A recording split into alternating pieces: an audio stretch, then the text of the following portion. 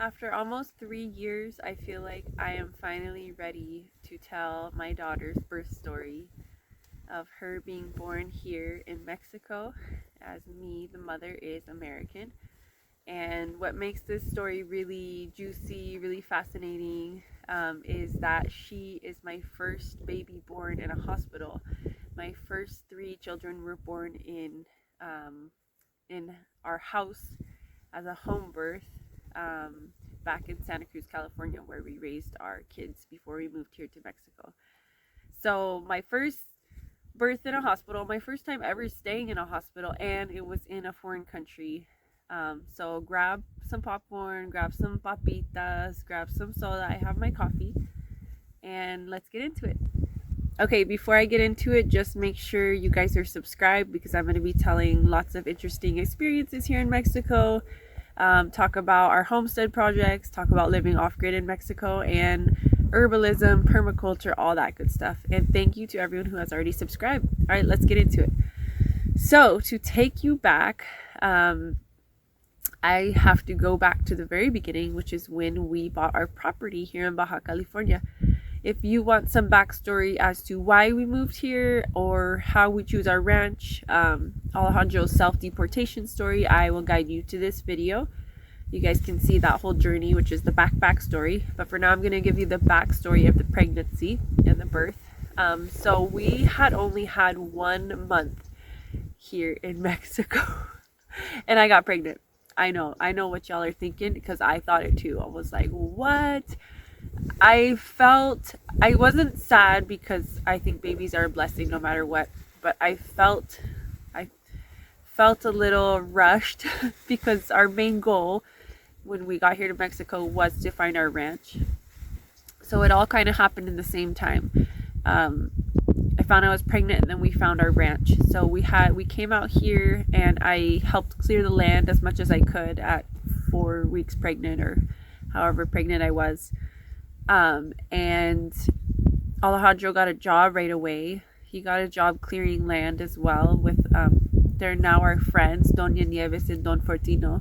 They had a ranch down the road that was full of poison oak. Like, that was the main thing he was clearing. So yes, he brought it home to me. In fact, I have some on my face right now from our property that has poison oak. So it's just the gift that keeps giving. What can I say?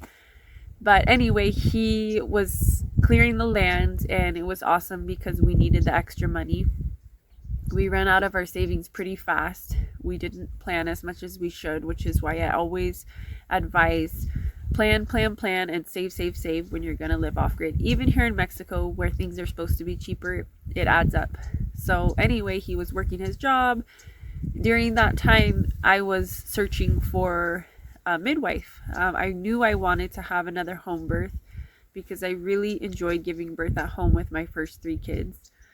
I really enjoyed the idea of giving birth and nobody intervening, like nobody grabbing the baby. It was just me, baby, and Papa, and my mom and the kids, the whole family.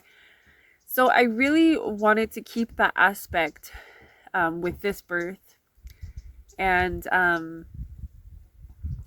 yeah, to go back to my earlier point, we weren't disappointed. It was surprising, and we were taken aback. But it's funny because I actually had dreams about this baby. I kept having a dream about a baby girl, and I was like, what does that mean? What is Creator trying to tell me? And lo and behold, we found out what Creator was trying to show us. So just to put that out there. So anyway, we were looking for a midwife. It's pretty windy here. I hope you guys can hear me. We were looking for a midwife, and what I found in the process of looking for a midwife here in Mexico was just how stigmatized home birth is here. Perhaps I'm just thinking about Baja California. I know that in Oaxaca and Guerrero, where there's more indigenous folks, that they have held on to that practice, and there is parteras that have learned from generations before them, so it's a little less stigmatized. But here in Baja California, I felt that it was very hard to find a midwife. The first time that I learned that was when I went in to the doctor's office, to the OBGYN here in Ensenada. I found someone off of Facebook on a group that I was in. I was looking for an English speaking one, and I found her, and I went around 3 months. And my main goal in going was not to get advice or anything. I feel like after 3 babies, I knew what I was doing, but I just wanted to know what my due date was. So I went in and I told her my plans for the home birth, and she was really conventional. She said, no, nobody here in Baja California has home births. And I was like, nobody? That's a little general. But her reasoning was that the water is really bad. The water quality is bad, so nobody can have babies at home. So I was a little dismayed by that. But I kind of put it in the back of my head because it helped us plan later for the birth, knowing that the water quality wasn't good here.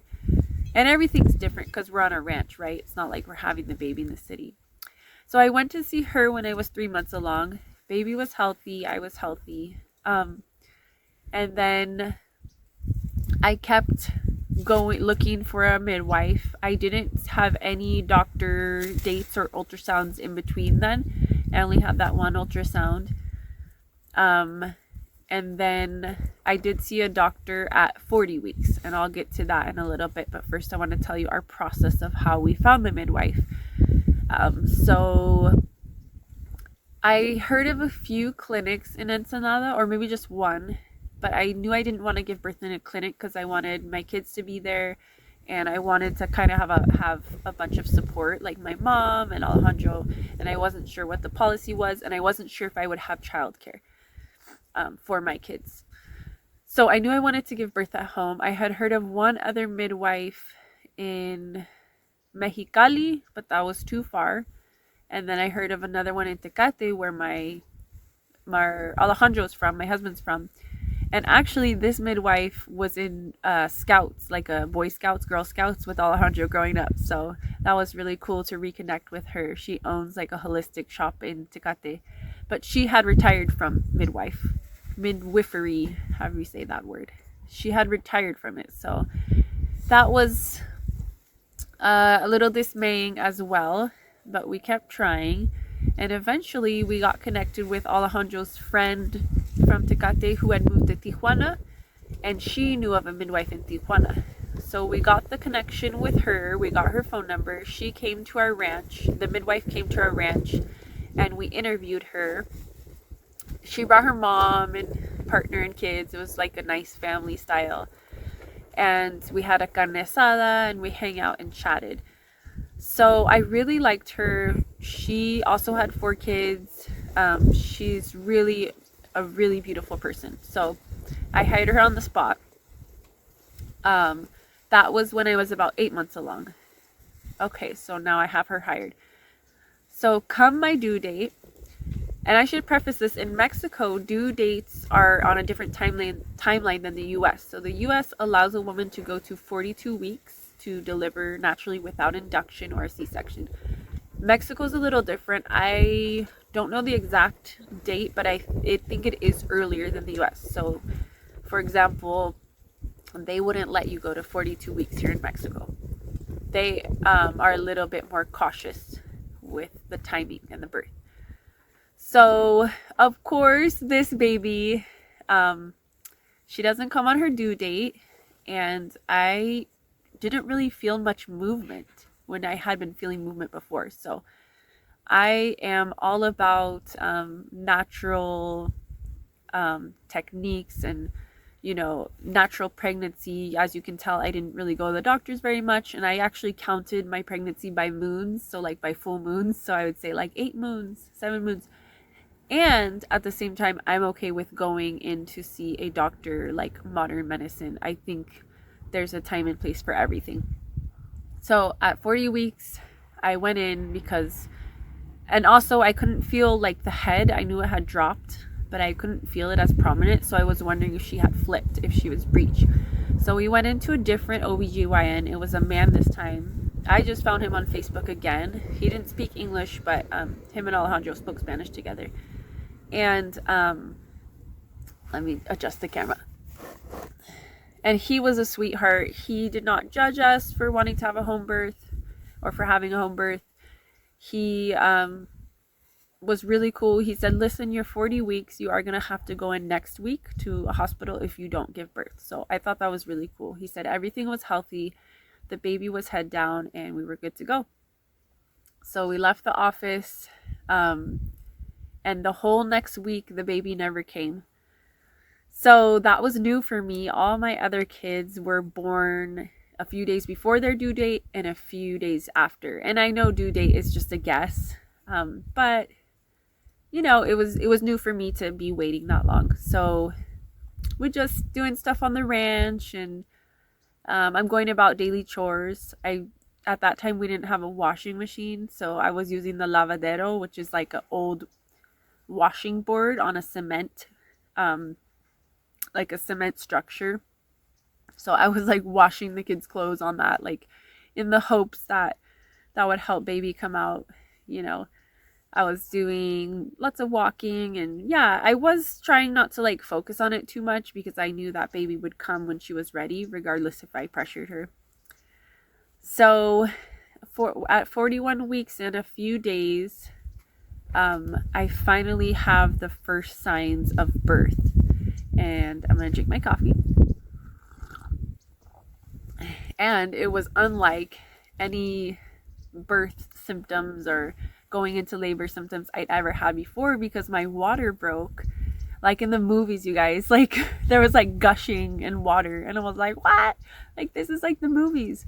For reference, when my waters broke with my other 3 kids, they had broke when I was already pushing, like in active labor. And I didn't even remember it happening. I kind of felt a pop, but I was like in a trance, like in a birthing trance. If you've given birth, it's very primal. I wasn't paying attention to every little thing. So this was new. My waters broke. I was in the bathroom in the RV, and it was like gushing. So I texted the midwife, is this what breaking waters is like? And she said, yeah, it seems like it. And I did a little more research, and it did seem like my waters were breaking. So she said, okay, keep me in touch with the contractions and everything. So I'm going to let you know, this was like the most drawn out, erratic, up and down birth I've ever had. So I wait. I think I go to sleep that night, and I wake up, and the next day I start having contractions, but they're very light and they're very far apart. So that next day in the night, they start getting a little close together. So I say, Eva, I think you should start coming over. I think it's happening. So she comes over to Ensenada, not to our ranch. And then she texts me, okay, we're here. We're going to spend the night in the hotel tonight, and I'll see you in the morning. And I said, we? What's this we? And she goes, yeah, me and my kids and my husband. So I'm in shock because I just assumed she would come by herself. And before I get into it, let me backtrack. We had my mom, kids, and Alejandro, of course. And then we invited his dad and stepmom to come, so that they could kind of watch the kids, which really helped in the end. They took the kids out to the marina since it was such a long birth. So that was really helpful. And at the same time, I didn't want anyone else there. Like, I just had assumed she would come by herself. And in the end, I wish I had a written contract with her about what I expected from my end of the deal, because I didn't know who this person was. I didn't know if her kids were going to get along with my kids. I didn't know if there'd be fighting. I didn't know if I was expected to feed people. I didn't know who the guy was. Like, there was all this unknowns. And since I was in the beginnings of labor, I just didn't have time to put that on my plate. So I'm not blaming her at all. Me and her are actually friends. We've remained close to this day. She's a really lovely person. In the end, I can only take responsibility for myself, since I assumed it would be like an American birth. In the home births in the US, they're very professional, at least with the ones I've had, and the midwife is almost like a doctor. Like, she comes by herself. She has medical supplies and all that stuff. And they have like degrees. So in the end, I do wish that I had been more thoughtful about writing out my plan and my expectations. So yeah, so everyone shows up, and then the baby's like, what the fuck? What's going on? It's a party. And like, you know, the contractions start getting erratic and getting longer again. So that's always disheartening. It was very new for me because with my other births, it had been more straightforward, and I had pretty short births, pretty like average births. And so that was something new for me. They came over the next day, and I birthed the whole day. I actually got into the tub. We had built an outside area in the back corner over there, and I had put a tub in there. And from Alejandro's cousin Marta, hola Marta, and she had donated a tub. And my first 3 births were water births, so I really wanted to do another water birth. And to go back to the point about Ensenada having dirty water or not clean water for home births, we had filled up these big barrels, like they're called tambos, of clean water. Like, we went to the water store and they filled up those, so we had super clean water. It was drinking water that I was bathing in, and we filled that up in the tub and lit a fire underneath. It's a rocket stove, so it's run by fire. And I had, at one point, I was like, maybe I can just get in the bath and then the contractions won't hurt as bad, and maybe the baby will want to come out right now. But she wasn't ready. I got in the bath, and then by the end of the night, everyone kind of went to sleep, and me and Alejandro stayed up, and I was laboring. It seemed like I was getting closer.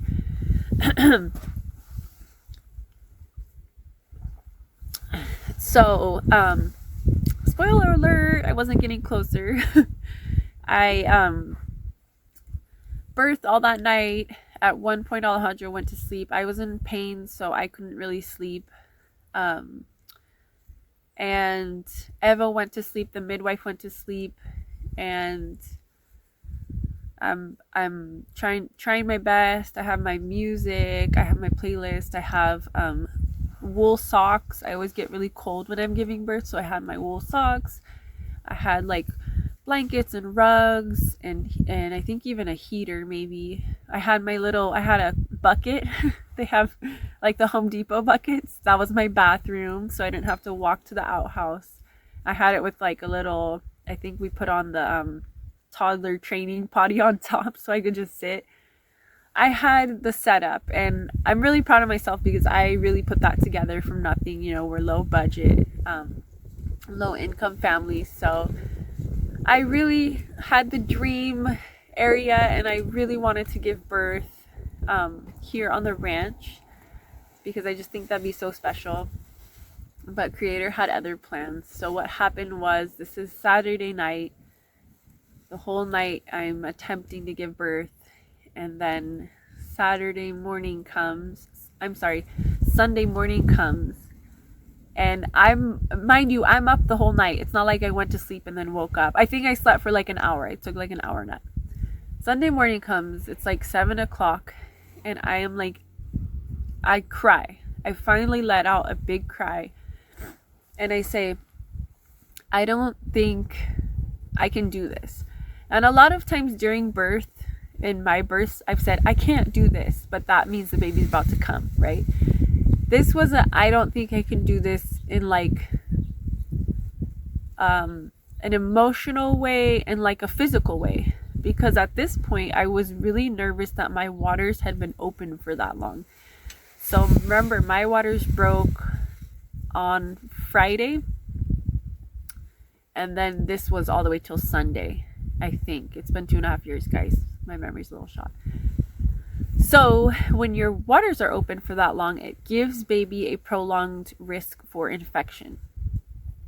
So Sunday morning comes, my midwife, she's kind of more insistent on me. She wasn't insistent, but she was suggesting I stay home and try to like keep going. But I think with the combination of just like being a little uncomfortable about everybody there, it felt like there was a lot of pressure for me to just have the baby already. And then with the risk for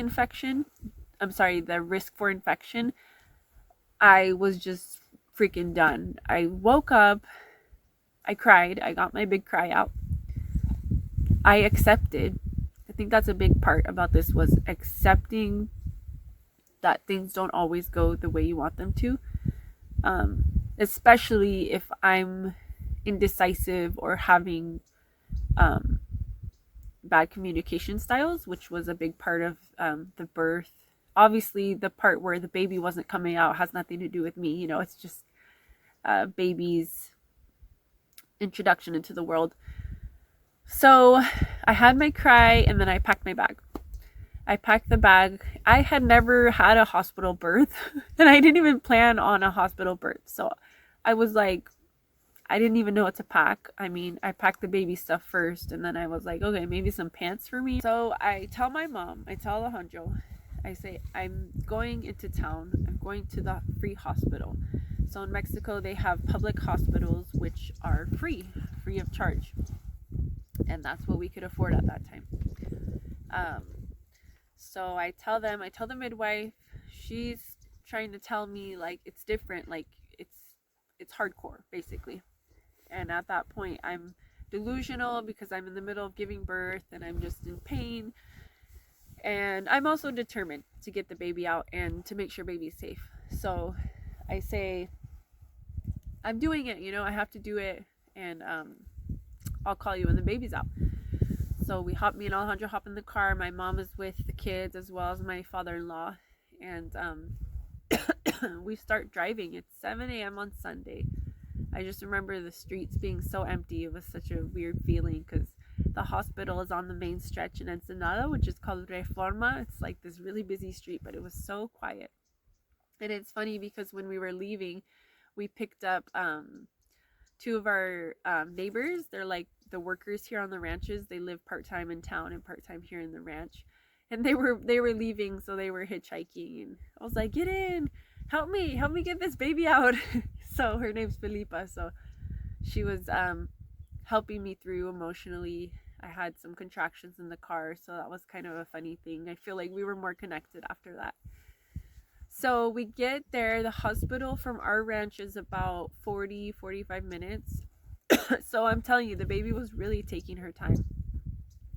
In retrospect, I wish she would have been born in the car because I'm about to get into the sad reality of Mexican hospitals, public hospitals. So we arrive at the hospital. I learned right away that Alejandro will not be allowed to come with me. So in the public hospitals in Mexico, at least in Baja California, nobody's allowed to enter with the birthing mother. I'm going to repeat that. Nobody is allowed to enter with the birthing mother. It's like 1955 all over again. It's wild to me. I don't understand it. I probably never will, but I really hope it changes soon. Many of the things I'm about to tell you, I don't understand. And let me know, I'm letting you know I'm not judging your country, I'm judging the system and the way they treat women. If you're from Mexico, I'm not judging your country, I'm just judging a system. So they let Alejandro be in the check-in area, which is like a room, and they put me on a stretcher chair thing. And they get a little mad at us because we had been home birthing with my waters open.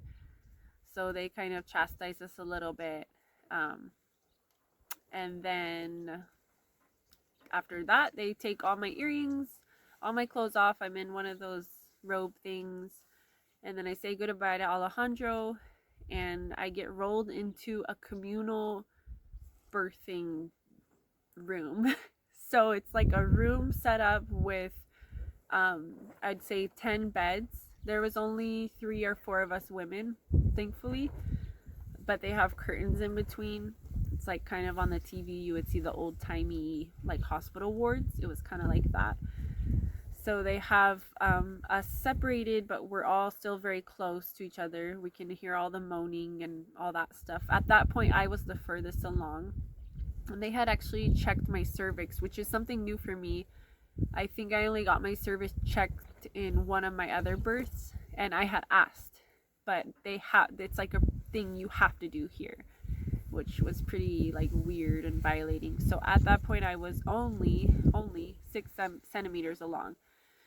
And so they rolled me in there, and it's this ward style I'm telling you about, and then it's all these young like nurses and doctors. So come to find out, I think it's where the people do like the training, like when they're in school. And everyone was like on their TikToks and like scrolling. It was so trippy, you guys. I was like, okay. And it's very cold. It's very like very professional, but not like in a like I'm here to help you way, just in a like I need to do this to get my hours to like become a doctor one day. You know, it's very medical and very cold. And I don't have anything to compare it to since I've never given birth in the hospital. So you guys can let me know in the comments if this is like how it always is giving birth. But yeah, people were on their phones because like I said, there wasn't many mothers birthing. Excuse me. So the doctor, he takes my stats. He asked me all these questions. He's asking about my history and all the other babies I've given birth to. He's asking about my prenatal care and all that. And then he kind of leaves me be. So I'm in there like, can I get up? I have to go to the bathroom. And they're like, what are you talking about? Like, you're not allowed to walk around. You're giving birth. You're having contractions. And I'm like, not allowed to walk. Like, you're telling me women have to lay down for 10 hours straight before they can get into active labor? That's insane. Like, that part really pissed me off, because I think it's so healthy for you to walk around when you're having contractions. I think it's so healthy. It gets your mind off of the pain. It helps you kind of like release, like somatically, it helps you release any tension. And so yeah, you are strapped down, and you're not strapped down, but you might as well be. It did really feel like I was giving birth in the jail. You are hooked up to an IV, so even if you wanted to like do your own thing, you couldn't. You're hooked up to the IV. They're like giving you, I can't remember if they gave me water that way, but yeah, you're definitely hooked up. So they bring a pan over when you have to pee. Thank God I had pooped in the ranch already, because I'm not like pooping in front of all these like young kids on their phone, you know, like that's crazy. So I did go pee in the pan, and then luckily I was only there for, I'd say 30 minutes to an hour, when my contractions started coming more painfully and closer together.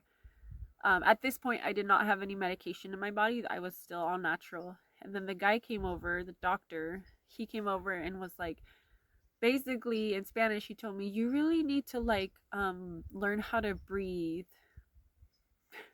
I'm so happy I was hooked up to the IV, because I would have knocked his fucking teeth out. I was like when I tell you there's the coldness, it's like that. It wasn't like he came over and hold my hand and was like here, let's breathe together, or what can I do for you? Do you need a massage? There was no, like, the nurses were not even warm. You know, I expect nurses, like a woman nurse, to come and be warm and hold my hand. Nothing.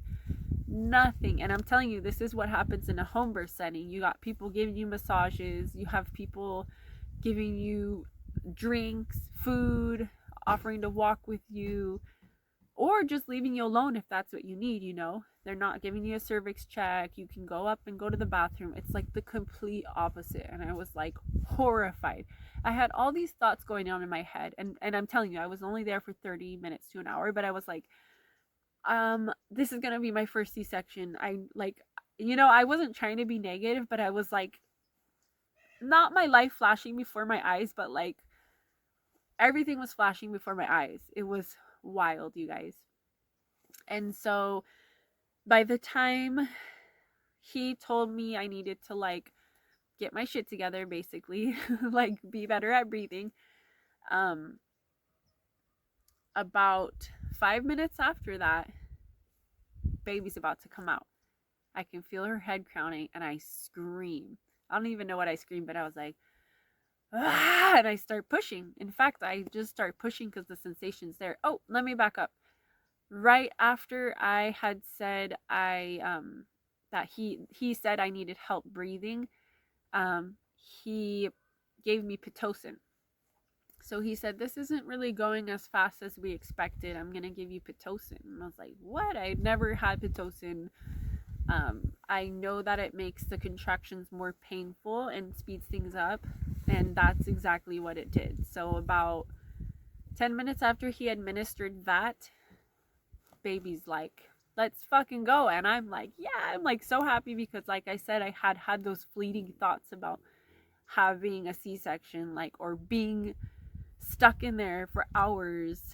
And by the way, I'm in there with other women, so at that point the woman across from me, her contractions were getting more painful, and it was her first baby. Poor thing. We talked a little bit and I was like, is it your first baby? And I tried to kind of help her through it because I can't, my heart was breaking imagining having my first child without my mom. My mom's been at all my births.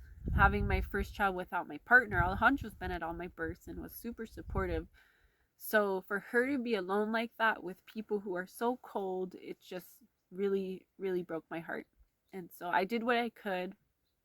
But at that point, they had my progression started going faster. So I start screaming. And everyone, what I heard was everyone dropped their phones. Like there's like a commotion. And I was like, finally, everyone's paying attention. No, I wasn't thinking, I was just ready. I was ready to have this baby. So I get wheeled into a room by myself, which is the delivery room. And so they all start running over and then they wheel me in there. I feel like I'm on a TV show, like one of those ER like TV shows. They're like, go, stat, doctor.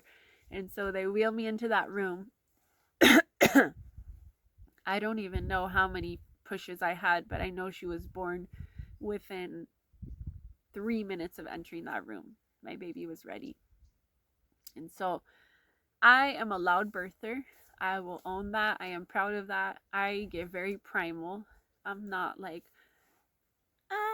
I won't show you, but I am primal.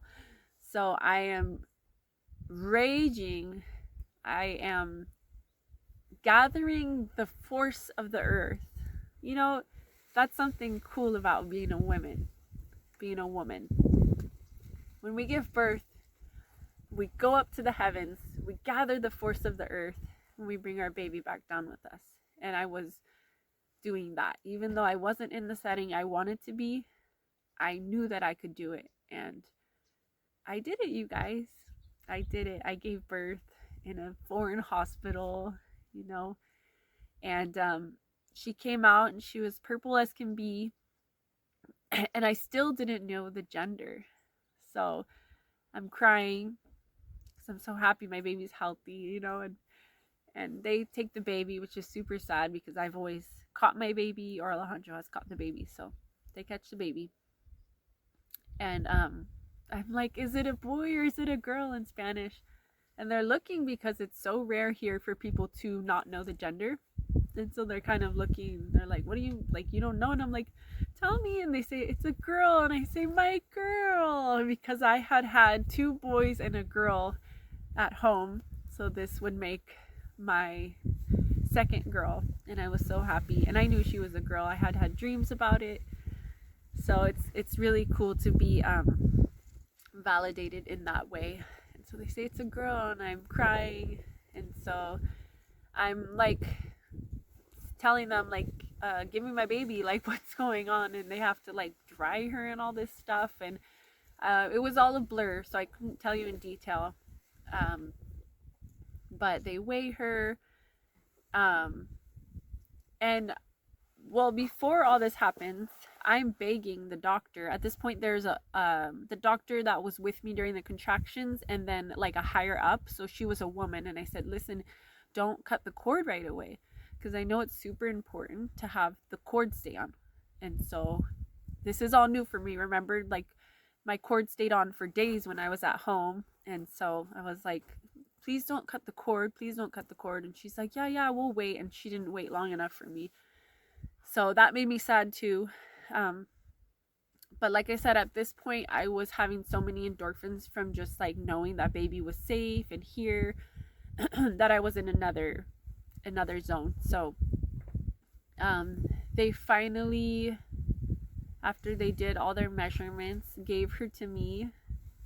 And then this is the weirdest thing, guys. They pulled my placenta out. I I never even knew that's what happened. Like I had no idea. In home births, you push your placenta out unless there's like a huge problem, but in all three of my home births, I push my placenta out, and it's kind of not even like a birth push. It's kind of just an uncomfortable like passing, like it kind of passes through. Maybe like a little bit of pushing, but it's not anything like a birth. So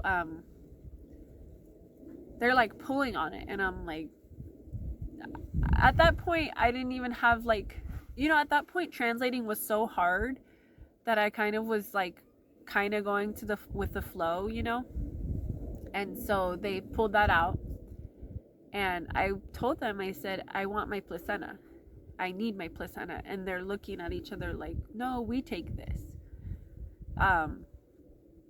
And I'm holding my baby and I'm saying, no, this is like a part of my body, I need it. And so they said, oh, we're just gonna put it to the side. And then that topic was kind of closed off, and I was focusing on the baby and all that. So they cleaned me up a little. This part's so blurry, guys. And then I get rolled into the next room where the moms are with their babies. I think this is where we're doing all the paperwork and all that. So I'm in there for about an hour, and I have my little bag that I had packed on the go, and I have Kia's clothes. So this is where I dress her, and I'm just staring at her, loving her, and I'm just in bliss. I breastfeed her a little bit, and the lady comes over and goes, okay, what's baby's name? And I'm like, fuck! I had not picked out a name. Don't hate on me. My oldest son, we waited a week for his name. My second son, we waited 2 weeks for his name. So I'm used to taking my time getting to know the baby, but we're talking about a conventional hospital, so I had some names in mind, but me and Alejandro had never agreed. And remember, he's not in the room with me, so it's like very like old school telephone style. So I tell the lady, like, listen, I don't have a name for her. Do I need to do this today? And she's like, yeah, you need to like put it in writing here, and then later you're gonna go to the clerk's office. So I'm like, I feel really pressured. I don't have a phone either. So I go, listen, can you send this note to Alejandro? He's out waiting out there. And she goes, yeah. So I write down a couple name ideas. Actually, you know what? I had only wrote down Kia Sky, but I had spelled it in 2 different ways, I think. And so, or maybe I wrote down one other name choice. Something to do, I liked Rainy a lot. Rainy.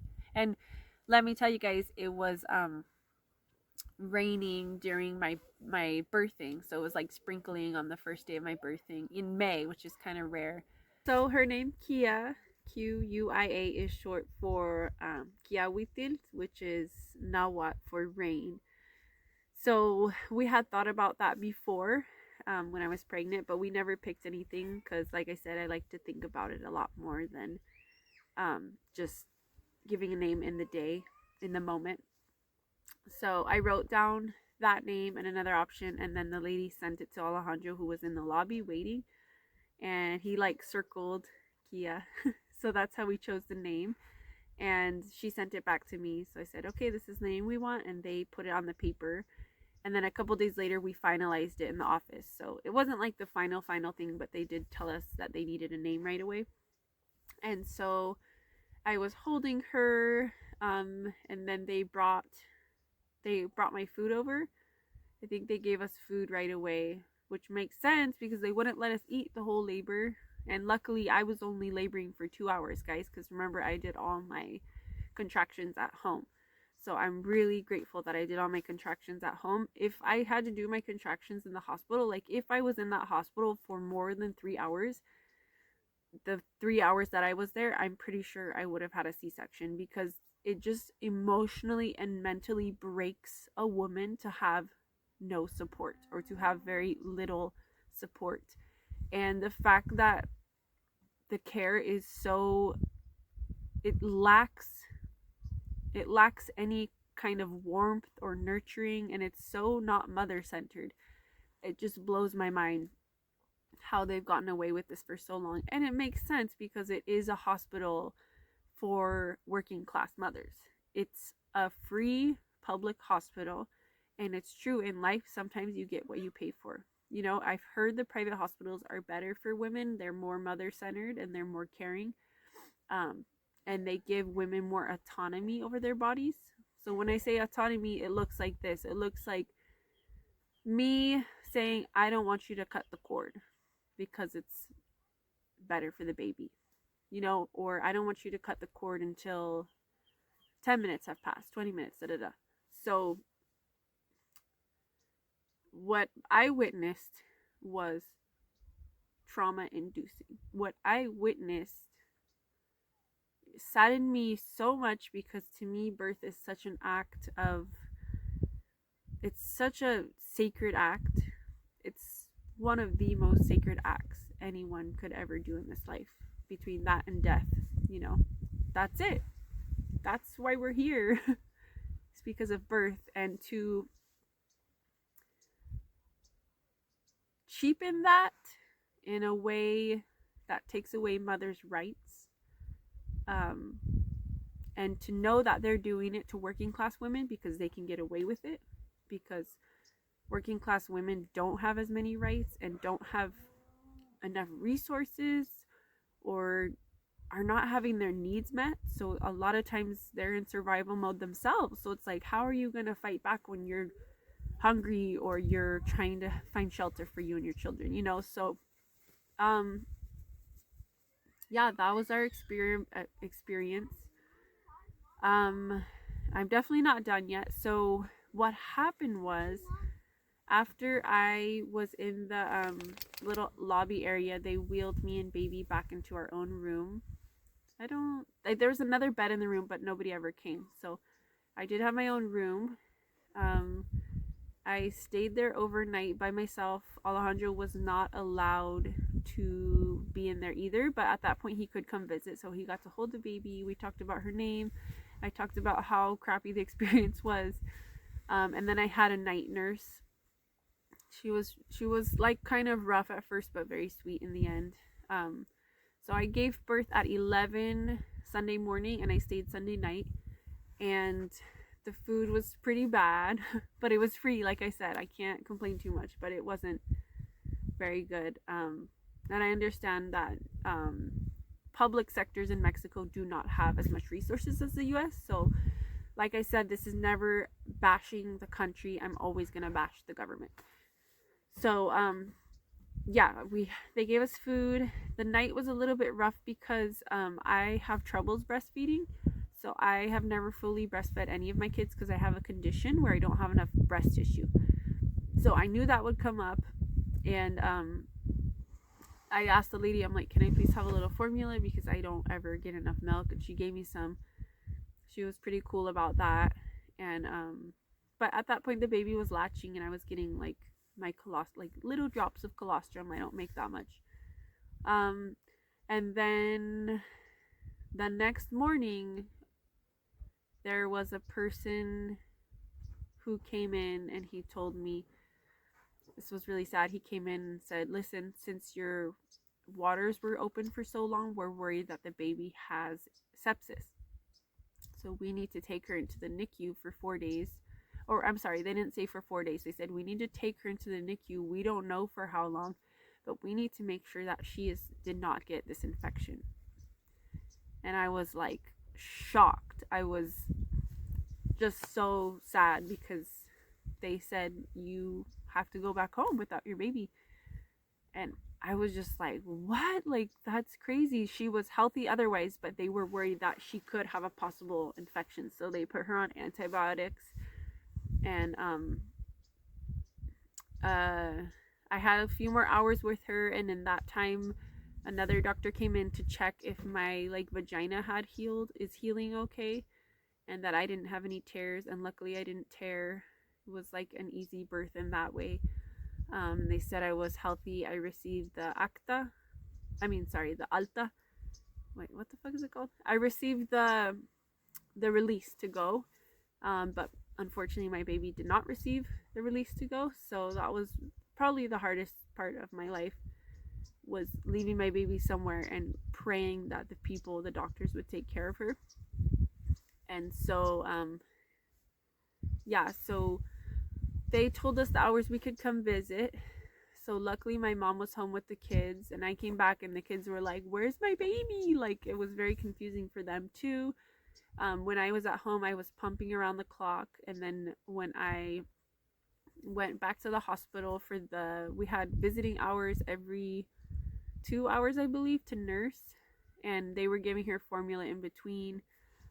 And she was nursing fine at that point. But like I said, I never produced enough milk anyway, so it kind of worked out. But really sad because the NICU, you could tell, just wasn't resourced. Like, there was nowhere for the moms to breastfeed. So they had like 2 broken chairs, and then the other women had to stand. Like, pretty sad stuff. But I do thank the nurses in there. They were all super kind to me. They helped me translate stuff. There was one who spoke English, and they were just very kind people. So like I said, it's not a bashing of the institution itself, it's a bashing of the policies and the system. So after 4 days passed, they were like, she's really healthy, she's ready to go. They told me that morning, and I was like, oh my god, like I could cry right now, because when you don't know how long it's gonna take, it's torture. Like, me sleeping at night was horrible. I kept having nightmares. I kept having, like, when we co-sleep, the baby sleeps right here, and I kept like looking for my baby, and she wasn't there, and my boobs were all over the place because my milk, was like trying to come in, and it was very hard. So yeah, we finally got to take the baby home. And I never finished this part of the story, but way back when I received the release, when I was released to go home, I finally got my placenta back. So this one nurse, she was really nice, and I was the one, I was trying to communicate with her. She was the one I was trying to communicate with about how important it was for me to take my placenta home. So I basically had to beg for 24 hours to take my organ from my body. A placenta is an organ from my body, to take it back home, because I feel that the placenta is such an important connection to baby, and it's such a, like, it's just a symbol to me. It's a symbol of our relationship, and how we were once one. And I really wanted it. I've heard horror stories of what they do with the placentas, and it's like, no, that's for me. So I kept telling this lady, I told her, it's a part of my religion. I lied a little bit to get it back. You got to do what you got to do. And I need it. It's for my religion. We bury it under a tree, which is true. And I ended up doing that. And she gave it to me. She gave it back to me in like a caution tape, like one of those, not caution tape, like a biohazard bag. And she was like, don't tell anyone. So it was like super on the low down, super sketchy, but I'm so grateful I finally got it back. And I'm grateful that I advocated for that. So we took baby Kia home after 4 days, and yeah, luckily she was super healthy. She didn't get sick off the antibiotics. She didn't get the infection, obviously, which is amazing. And I had a lot of trauma, still do have, from the birth. I think it's time for me. I'm gonna start having some like mom circles down on our ranch where we can kind of like talk to each other about our births and incorporate some healing modality into our lives, because it was very traumatic. You know, just the way they, like I stated before, the way they treat mothers. And yeah, and it really opened my eyes to what the working class women of Mexico go through um, when giving birth. It really helps me understand their need, not everyone's need, but some of the immigrants who have moved to the US and Canada and other parts of the world. Perhaps one of the reasons why they would prefer US healthcare, even though our healthcare sucks. But I do think that they treat birthing mothers a lot better in the US. So it's just something to think about. I have learned so much from this experience. I, in my heart, feel that I am done having babies, but if I were to ever have a baby again, I would do it with a home birth. I would do a home birth and I would have a really um, thought out plan that I communicated with her. And like I said, me and the midwife are still friends. I don't hold any harsh feelings against her for bringing her family to the birth. I just think it was a miscommunication. Um, and every day I'm so grateful that my baby's healthy. I'm grateful that all four of my children are healthy, and I'm grateful to raise my children here in Mexico. So that was my birth story. If you stuck around to the end, I would love to hear from you in the comments if you have given birth here, or if you have given birth in the US, or if you are planning to give birth either here or there. If you're interested in home birth, I'm always an open book. I'm a lot more active on my Instagram on our Baja Homestead. You can always message me there. But let me know in the comments what you guys thought, and let me know any more ideas if you want to hear this sit down style talking. I have a lot to share in my 3 short years here in Mexico. Anyways, thank y'all for joining in, and make sure you subscribe like I said before, and thank you so much for listening. Bye.